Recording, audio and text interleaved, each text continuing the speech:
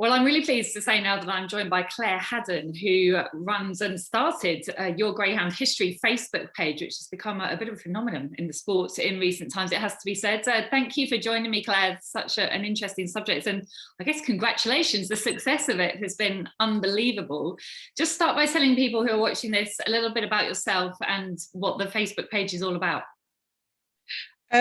Well, the Facebook page, Your Greyhound History, was started because I did identify a need from people who have retired greyhounds that were curious about their background. And we started it, myself, Viv and Elaine, to find the names of dogs. A lot of people had adopted them and didn't even have their proper names and that kind of thing. And it just grew from there.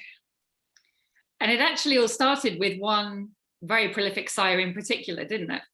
Yes, it did. I have another page called Head Honcho Descendants, and the people on there have identified that certain of his offspring have a tendency to particular characteristics, and it's interesting watching them being passed down through the generations.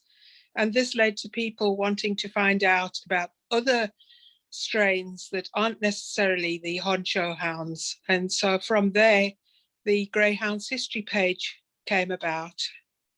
And you were really correct in what you said about sort of being a gap in the market, if you like, because people love their pet greyhounds so much, as we know, and they want to know where the dogs come from. But I guess in the racing industry, we've had a presumption that information is easily accessible and easily understood, but it's far from it, is it? It is quite daunting to owners. They don't know about greyhound data. They don't know how to look on the IGB website. They don't know where to find racing footage. And if they do stumble across it by accident, they find it very hard to follow, almost impossible to understand the abbreviations that we take for granted, like disqualified. We know what that means. They're like, well, what is that? What is CRD first bend, and things like that. We explain all that, and we explain what the different grades are because they're not familiar with that. And then Elaine usually finds them a video, and they're incredibly proud of seeing their retired dogs running and winning races. And a lot of them have said it actually brought a tear to their eye to see these dogs doing this. And that has led on then to some of the trainers and previous owners contacting the new owners, forwarding racing jackets, trophies, things that were presented to them. And the new owners have now had to build trophy shelves in their front rooms to display their retired athletes' previous wins. That's so good. And what I'm loving particularly about this, Clare, if I'm honest, in quite a political sport where there's a lot of fractions and a lot of people disagreeing, there's none of that on your Facebook page. It's people, racing industry and adopters all coming together in a really, I don't even want to say cooperative because that makes it sound too formal, but actually in a really loving way, if you like.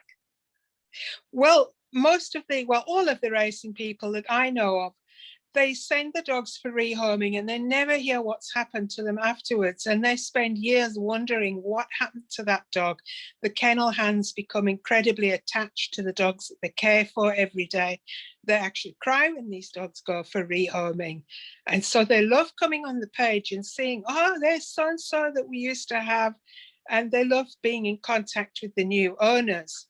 And the new owners, in turn, absolutely love finding out where the dog was born, how it grew up, what it did, who it lived with. And yes, there is a certain element of troublemakers, but I do believe they're in the minority. And most people are just happy to be united. And we all have this common interest, which is the love of the greyhounds.